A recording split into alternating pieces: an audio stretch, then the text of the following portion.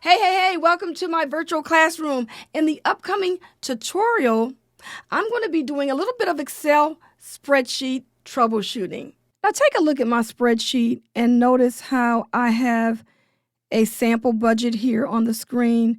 And when you are looking at the mortgage or rent, it's showing up as $1,500, which is correct, and it is left aligned. And you're going to also notice that water and sewer and maintenance or repairs, those entries are also left aligned. But notice when you start entering your text into your Excel spreadsheet, watch what happens. If I say ABC in cell E2, I hit the enter key, that is left aligned. That's because that's text. And that's what happens when you enter text into an Excel spreadsheet. It left aligns when it's text. And when you enter in numbers, I'm just going to go to E3 and type 1, 2, 3, and I'm going to show you how that is now showing up right aligned. So that's the difference in these two entries. And that's a reason for that, so that you can know and look at your spreadsheet and know something is off. Now, what happens too is if you were to go and type in a number and you put an apostrophe in there, so I'm going to do apostrophe 1, 2, 3. And I'm going to hit the enter key.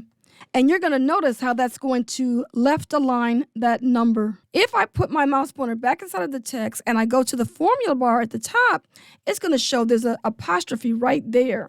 Okay? So that's what you do when you want to enter a number in the system, but you don't want to include it in your calculation. And so this is a troubleshooting exercise because a lot of times people may end up inadvertently doing something on the spreadsheet, not realizing that something is off. And you can look at this spreadsheet and know that something is wrong because when you look at the totals, it's only showing up as 164, and you've got an entry for $1,500. Even when you do the selection and you select and just select all the text all the way down to other, it's only summing up $164, although it's showing it has a count of 10 items. Which is what you have actually selected. So the item count is 10, and that's correct, but the total is incorrect. So now what we're going to do is we're going to go look at this spreadsheet, and you're going to notice these little green indicators right in the cell. So if I click in the cell, take a look at the formula bar, and you're going to notice that I put an apostrophe in front of this number just for this lesson. And that's the reason why this number, as well as the other two below it, are left aligned.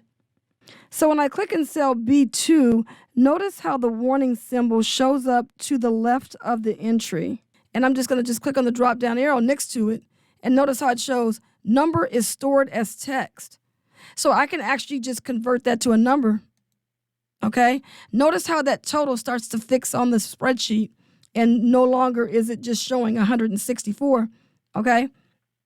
Now I'm going to click in cell 6, B6, and I'm going to do the same thing here. So just notice how, and in fact, if you look at the formula bar, notice how there's an apostrophe in front of the 8. So I'm just going to go ahead and fix these. But, a lot of times people may not realize it, but there may be some issues going on with their spreadsheet, and they don't realize that things need to be fixed. So what I want you guys to start doing is taking a look at your spreadsheet and making sure that your text is left aligned and your numbers that you want to have calculated are right aligned so that you can get the correct totals for your spreadsheet. Okay, so I'm just going to recap this. Numbers will calculate if you tell them to unless they are entered as text.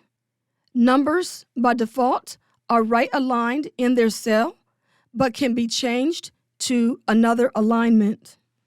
And numbers can be entered as text by placing an apostrophe in front of the number.